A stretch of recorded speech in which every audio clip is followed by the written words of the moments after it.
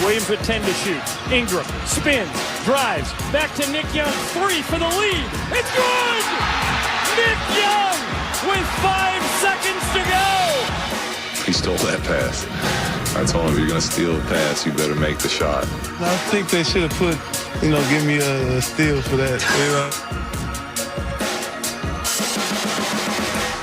You know what was trending last night? The Lake Show. Word on the street is they are back. And how about Swaggy P with the game winner? Their first win over the Thunder since March of 2014. So the Lakers now improved to 8-7. This is the first time they've been over 500 through 15 games in the past 5 years. They now sit in the 7th seed in the West. Max, you covered this team very closely in LA for a long time. Is it time to take the purple and gold, or as you like to call them, the baby Lakers, seriously? I'm happy to say yes. Okay. Yes, it is. Now, it's only 15 games into the season, although recent studies indicate by like 22 games, the playoff seeding. And you look at the Western Conference, the Jazz are considered better than the Lakers heading into the season. Certainly the T-Wolves, who aren't going so great right now. So it's not necessarily that they will make the playoffs. So Trailblazers, that's a good win.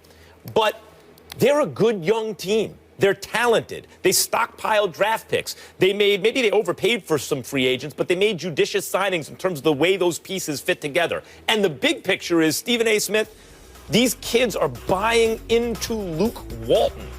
This is a coach that had a better winning percentage than anyone ever in the first half of last season when Steve Kerr wasn't there. It was like, well, yeah, but he's inheriting this incredible team. What kind of coach is Luke Walton really? This is the kind of coach he is. He's got them balling, all these guys. And D'Angelo Russell didn't even play yesterday, and he's the most talented guy on the team. But you go down the list, the way Lou Williams and Jordan Clarkson are playing off the bench, the way Nick Young, who traveled on that play, not only stole the pass, but traveled, but hit like the game winner. The way Nick Young is playing defense. You hear what I just said? Luke Walton's got them buying into the point that Swaggy P is playing defense. This is a guy who's really a D-League level player last year. And he's an actually good rotation player in the NBA right now. This is the work of an excellent young coach with a talented young team. Time to take him seriously. I'm not taking them seriously just yet. I'm sorry, I disagree with you, but I want to couch my statements by saying this. First of all, Swaggy P, Nick Young could always play. He played in Washington before he got to L.A. along with a couple of other players. I'm proud of what I'm seeing from him right now because obviously that situation with D'Angelo Williams, things could have really went a different way. D'Angelo Russell. So I really am happy that things seem to be working out for him right now. What I will say to you is this. Here's where my trepidation comes in about the Los Angeles Lakers. They are the third-ranked offense. They're top 6 in both field goal percentage and three-point field goal percentage shooting. So clearly, Luke Walton has done a lot for them in that regard, and that's a good thing. They're the 28th ranked defense in the NBA. I get concerned about that because when you look at the lower rung of the Western Conference, Utah's got some young talent on their team. I don't think we can sleep on them. I also don't think we can sleep on the Denver Nuggets because I watched their game against the Bulls last night. I like some of the things that I saw, and I'm a Moutier fan. And this kid Murray that they got out of Kentucky, this brother's special. And then you've got New Orleans. You remember, Drew Holiday took time off because his wife was ill. Yep. They had a child. Thank God they seem to be doing fine. We wish them nothing but the best. But in the case of Drew Holiday, you don't have a point guard. So having him back, they've been undefeated since he's arrived back, and Anthony Davis is a flat-out superstar. That's 3 teams. And then, of course, there's a 4th in the Minnesota Timberwolves. Why do we bring them up? Because of Tom Thibodeau. I'm not saying they're going to make the playoffs either, but do I believe in Tom Thibodeau more so than I believe in Luke Walton at this particular juncture? Yeah, because I think the talent is better, and not only that, he focuses on defense. Luke Walton focuses on offense a lot, even though Luke Walton, I think, is a golden boy. I think this guy's going to be a star coach in this game. I got a lot of love for Luke Walton. I think he's pointing them in the right direction. We're only debating as it pertains to this year. I think the future's bright. I think the Lakers clearly made the right call. Luke Walton is special, and I think he's going to have a bright future. But the personnel that they have, and as the season wanes, how far along you're going to have to bring them, I have more confidence in those other situations than I do in the Lakers at this moment. Look, I'm not as big a fan of Thibodeau as you and some others are. I think defensively, he's a very good good coach, but he really He's exceptional defensively. He doesn't manage minutes throughout the season. So as the season gets into the later phases, it's like too much intensity. It's like it's not even intense. It's just tense by the end. And these guys are ground down a little bit. And let's see what happens with a young team because he in the playoffs I used to get the sense his team was tired. That's one. I think Luke Walton. These guys are having fun playing for him. I don't get that sense with the Thibodeau team. But a young team that wants to pass the ball and shoot the ball with all these young high draft picks, they have fun playing for Luke Walton. Let me stop you right there. Here's why. I don't know if you're capable of having more fun than playing for Mike D'Antoni. I really, really don't. We saw Mike D'Antoni in New York and L.A. Now, granted, in fairness to him, he averaged 58 wins in Phoenix. And I think he's doing a really good job in Houston thus far. It helps to have a stud like James Harden. But buy in. Because Carmelo and Kobe didn't buy in. Well, you got to Harden bought in. I wouldn't say Kobe didn't buy in. I really don't feel that way. He staged a mutiny. No. I don't feel that way. Kobe did not stage a mutiny. When they went 28-12 over the last 40 games and made the playoffs, Kobe basically took over the offense and said, I'm running this offense. He took over the offense because what happened was D'Antoni wasn't doing stuff on the defensive side of the ball. So Kobe is out on the court, and he's thinking about the fact that you're running up and down, but where is that going to get us? I want to get back to the personnel that you brought up, okay? If you look at the Lakers' personnel, not only is D'Angelo Russell maybe a genius in the pick and roll, considering at how young an age he's able to make those passes in the pick and roll, especially, but you look at Jordan Clarkson as the third guard, really in a three, I guess now it's a four-guard rotation. Julius Randle and the way he's kind of playing more like Draymond Green, using his diverse skills to play more like a guy taking the ball off the glass, pushing it up the court, making the pass, not trying to get into the lane and score all the time, stuff like that. You look at a guy like Larry Nance Jr., who's doing all the dirty work that you really need, a glue guy like that who's also super athletic and rolls as hard as he does to the basket. A guy like that makes all the other players better, especially on a young team. Very important. When you look at the personnel and the veterans like Dang and Mozgov, actually the Lakers' personnel is kind of underrated right now. No, that's not true. That's not true. Listen, here's the reality of the situation. When you look at the Lakers, they're an unproven commodity. It's not that anybody's questioning their talent. It's that have you been there and done that? So what I'm saying to you is when I look at the Western Conference and I look at the teams that I mentioned, clearly you have a situation where Utah is unproven, no doubt. Minnesota's unproven, no doubt. But the Lakers are a 7th seed. It's not like they're a 4th seed. They're the 7th seed. Portland's right there.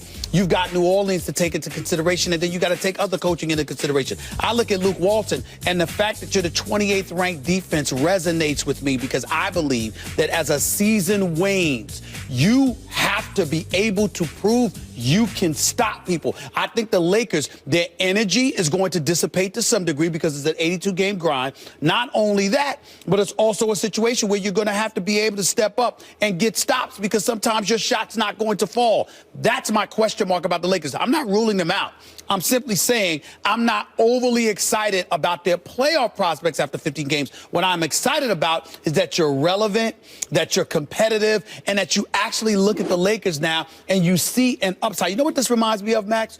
Before Shaq arrived, when Jerry West, the great Jerry West, was so proud of the Lakers because Nick Van Exel and Eddie Jones and Eldon Campbell and those guys came out there and had the Lakers looking respectable and competitive. It really touched him because even though they lost, they battled. And that's what I see more upside. The potential. I see that upside. I just don't know if it's going to get to the playoffs this year. I see more upside with this young nucleus than I did with the nucleus you just mentioned, pre-Kobe and Shaq in L.A. Yeah, I see more upside. I don't see that. Now, do they still need to add a championship caliber player at some point through free agency? And by the way, we didn't even talk about Brandon Ingram, right? I mean, like they have he's not ready yet. He won't be ready for a while. But he has high-end potential. No question. The point is that you're right about the playoffs. We'll see what happens in terms of them being able to get stops.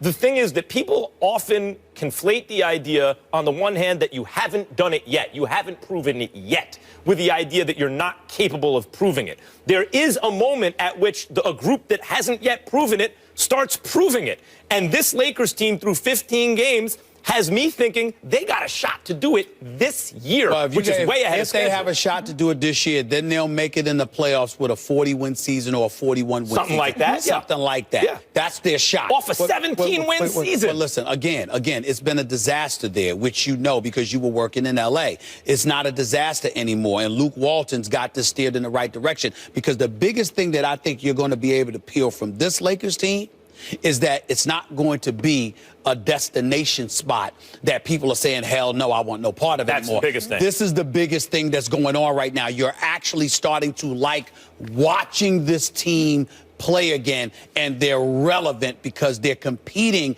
against some of the better teams. A superstar now looks at them and goes, if it's the right fit, and goes, I might be the missing ingredient. And that's what those free agent, by the time they get to free agency, they're not trying to go to a rebuilding spot. I'm not sure we could say that with what we've seen some free agents do this offseason. I'll leave it at that. Hey, speaking of that, Lakers at Warriors tonight, so that'll be a good test also to see them facing up against those guys. They're not going to. The Lakers will get destroyed tonight. Well, second of back-to-back against the Warriors is not a great formula. It's not about the second of back-to-back. It's the fact that you beat them by 20 when they came to L.A. That's why. It's going to be a bad night for the Lakers tonight. A bad night. Well, you know, you'll find out in a matter of hours. And we'll be talking about it. Unless Golden State was chilling, hanging out a little bit too late. Don't start making excuses. Don't start making excuses. I'll leave that to you. You took a shot, and now you're defending them. The Warriors will blow them up. The Warriors will destroy them tonight. Let's move on, guys. How about them Cowgirls? Redskins-Cowboys, a big rivalry. I already know. For 40 years or more. What do you know about it? I know nobody here like the Dallas Cowgirls. The rookie, Kelly, burst on the scene the last 3 weeks for Washington. Now, keep in mind, week 2 against Washington, the 9-game win streak started, and this is the first time an NFL defense gets a second look at Dak Prescott, so great litmus test there. Like, love, or hate, that Fat Rob Kelly said this. Nice, Kellerman. I hated it. Oh, come on. I hated it. You know why? Because, first of all, when y'all lost to the Dallas Cowboys in week 2 on your home turf in the nation's capital, I might add, I mean Landover, Maryland. We could be all technical about it if we want to. It's FedEx Field. I don't recall seeing Kelly play that game. I don't recall seeing him. Was he on the roster? I'm sure. I don't know whether he was injured, whether he was benched, whether he was a second string. I don't know what the situation was. But all I know is I didn't see that brother out on the football field. And so you're going to sit up there and run your mouth. And, I mean, let sleeping dogs lie. The Dallas Cowboys have won 9 straight. They are rolling. Right now, you getting ready to go onto their turf for Thanksgiving Day. You got to stop them. You already got your coach and your team complaining about the short rest because you had a Sunday night game and now you got to turn around and play on Thursday. And what are you going to do? You are going to open your mouth and call them the Cowgirls. Shots fired. Now, don't get me wrong. I would love it if he backs it up. I will love it if the Redskins back it up. But make no mistake about it, Mr. Kelly is on the clock. He clearly wanted the eye of the storm on him. You have our attention. You will be watched, and it will be recorded what you do in this game. He had better show up and produce, and the Redskins had better back it up, because if they don't, listen, they're going to have a rough afternoon. You don't talk smack like this. I kind of liked it. And here's the deal. I'm very, very big on this. Individual sports, I have no problem. You're a boxer, you want to talk smack? Talk away. You UFC fighter? Talk away. You a tennis player? Talk away. You a golfer? Talk away. Do all of that. But when you got to rely on a whole bunch of teammates who may not have your swag, who may not have your ability, who may not have your tenacity, you don't do that. Because it puts you in a position where you can end up making dudes have to live up to something, Max, they simply ain't capable of living up to. I love this. I'm with you. First of all, Kelly, if you play daily fantasy, boy, you could get him. You could get him for pennies on the dollar, and he's producing like the best guy in the league. This is an undrafted rookie who has been balling recently. A big part of their recent role in Washington. And you're playing the Dallas Cowboys, not only America's team, but arguably the best team in football right now. Certainly in the NFC, they look like the best team. They have the best point differential in the game. They're the best team, third against the run. That's elite. I know they play ball control offense. It helps their defense, whatever. Third in yards per game against the run. Third. That's an elite defense against the run. And you're the running back calling them out. How much better does it get than that? an NFC East rivalry game, the first place Cowboys you're going up against an excellent run defense. You're undrafted, and you're talking like I love this. it. How could you not love? How could you, of all people, not love this? Because once again, I'm concerned about the Redskins in this game, A. B, it's not just about his ability, it's about that of his team. C, this dude had 17 carries. 17 carries until 3 games ago. Now, over the last 3 games, he had 21, He's a 22, rookie. and 20. Give him a break. That's why you don't need to be. You listen, your breath smells like Similac. You wet behind the ears. Mind your damn manners. You haven't done anything yet. Yeah, you had a big game against Green Bay last week, but that's Green Bay, which we all know is just a joke of a defense right now. That was his first 100-yard game of his career, 137 yards on 24 carries. So when you look at that, okay, the fact of the matter is he hasn't really shown enough yet to be opening his mouth. That's why he doesn't care, Stephen A. When you go undrafted and you work your way to this position, what do you have to lose? Listen, I'm not saying, well, wait a minute. He has a lot to lose because if he doesn't show up Thursday and they play like garbage, excuse me, a lot of people are going to remember the fact that he said this. You're a rookie, but you're a rookie. Mind your manners. Mind your manners. Now, let me give you the flip side of that. Let's say after talking this smack against Dallas, which you just mentioned, 3rd in the league against the run, he then goes out and balls. What do you have to say about that? Then I'll be happy. You'll love it. But I'm concerned that that's not going to happen. So the outcome will affect what you think about him talking smack. Not just the outcome. The fact that he's willing to risk that makes it awesome. The outcome of him and the outcome of his performance, not just that of the Redskins, but of him. Redskins could win this game. But if you averaging 2 yards a rush and you ain't doing anything, I'm going to remember the fact that you opened your mouth. I don't like it. Let me tell you, well, yeah, sure, if he fails. But the whole point of him talking like this is he don't plan on failing. You're a rookie. That makes it even more gangster. What are you talking about? High reward. Let me tell you what else I like about it. In these kind of rivalries, and Cowboys versus Washington, partly it's stupid just because of the names of the team, is like this really hardcore football rivalry, NFC East and the whole thing. Part of the right kind of culture on a team is developing the proper hatred for the other team. So calling them the Cowgirls, and yes, it's not like politically correct, obviously, to use girl in a pejorative sense, but getting I've beyond said it before. that. Okay, fine, but getting beyond that, the idea is you're dissing, basically. You have something negative to say about them. All right. Indicates that you have internalized the rivalry. And if you're a Washington fan, you're looking at that and going, I like the culture on this team. The rookie running back has already internalized the hatred of the Dallas Cowboys. And that kind of culture actually leads to success in rivalry games. It really does. Well, listen.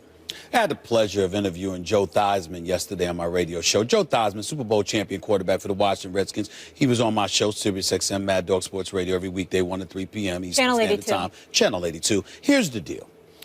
Joe Theismann loves the way the Redskins are playing. Of course, he believes the Redskins are going to win this game. He's saying that since they started out 0-2, keep in mind that they're 6-1-1 over their last 8 games, which is very, very impressive. We look at it from that perspective. So the Redskins clearly are a team that has the capability to ball. They have a high-powered offense, particularly when you look at Garcon, Deshaun Jackson, Jordan Reed, give Vernon Davis some love, backing up at that tight end spot. Looks like his career is getting rejuvenated. Offensive line doesn't look as suspect as it used to be. Kirk Cousins is balling and looking like a franchise caliber quarterback. We're not sold on that, but he's looking the part, at least right now, and give him his props because he's willing to accept that 1-year franchise tag. The fact of the matter is, with all of that being said, it minimizes the excuses to lose a game of this magnitude. And so, to me, again, they don't plan on losing. Well, again, I understand that. But this is a rookie who is unproven saying this. This was Kirk Cousins, I would have loved it. If this was Deshaun Jackson or Pierre Garcon or Jordan Reed, I would have loved it. You want someone more proven. But Kelly, who I never knew about till 2 weeks ago. But that makes me like it more. Y'all like it more, that's fine, because it's not going to hurt y'all as much if the Cowboys win. But it's going to hurt me, and I'm telling you right now, I can't. Wait a minute. The Cowboys are going to win. You guys will pick it tomorrow. The Cowboys are going to win. This is what it is. You caught this the other day. You're really afraid that he's giving the Cowboys too much motivation. That's what this is about. I am concerned about that. Listen, man, we have to come together as a nation and figure out a way to stop these Cowboys. We cannot have the Cowboys winning these games. We have to come together, and anything that can impede the ability to knock off the Cowboys is a concern. The man to makes me. a good point. We must come up with Your something. We turkey's not cannot. gonna We have, to taste come, as we have good. to come together as a nation to Because the figure out how to Cowboys stop are these going to win Cowboys. this. All right, we got to move in. Yes or no answer here. Have you guys ever used that term, cowgirls, to describe the Cowboys? Me? Have I? Oh, Privately. I've never seen you with a loss for words, Are you ready for this? Max. I'm a Giants fan. I'm you too ready for busy this? watching Super Bowl Okay, championships. whatever. I'm not worried Are you about ready the for this? Cowboys. I said it in private. Okay.